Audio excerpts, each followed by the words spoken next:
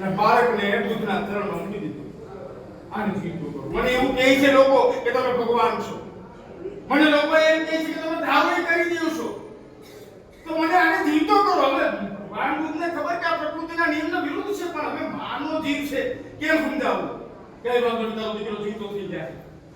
આ ગામમાંથી 5 ઘરમાંથી મુઠ્ઠી ચોખા લઈ આવી દે, ત્યાં કોઈ ન મળ્યું એટલે તારો દીકરો જીતો. એ ગાડી લઈ આવ. એ ગાડી છે તે વિચાર નથી.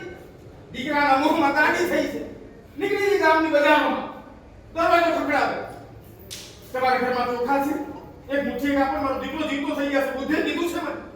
મુઠ્ઠી એક ચોખા લઈને આવે અને કે ઉભા તો તમારા ઘરમાં કોઈ મળ્યું નથી ને? ના ના, હમણાં મારા દાદા વયા ગયા. નહીં તો નહીં આવે. હમણાં મારો ભાઈ વયો ગયો તો નહીં હાલે.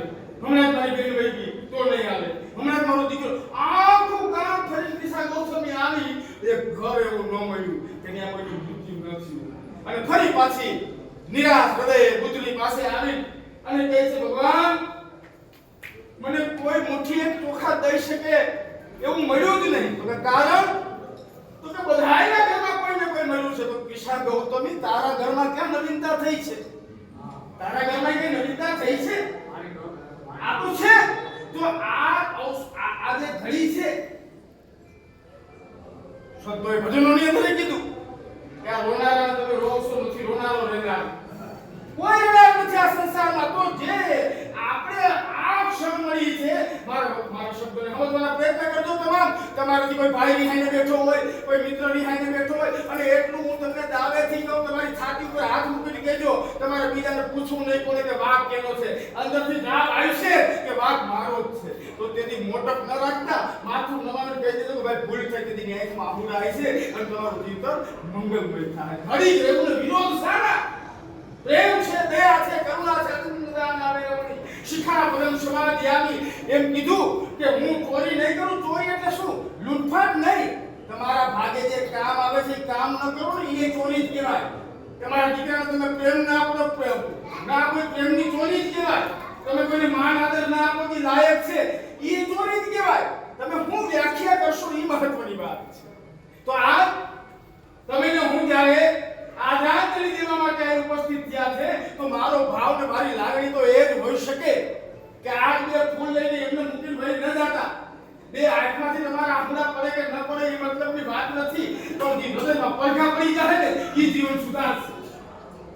બહુ ચોખ્ખી વાત છે. એટલે બહુ સમજવા વાળી વાત મહાકારુણ્ય બુદ્ધે કરી.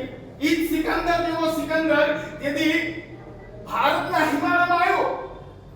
સીમાડામાં આવ્યો એટલે એણે કીધું કે આ તક્ષશિલાના હંતે દંડામી છે, એને બોલાવો. જો તો તમે કેનું આ એને બુદ્ધમ શરણં ગચ્છામિ વ્યાખ્યા કરી કે જે બુદ્ધિ છે એના શરણે હું જાઉં છું.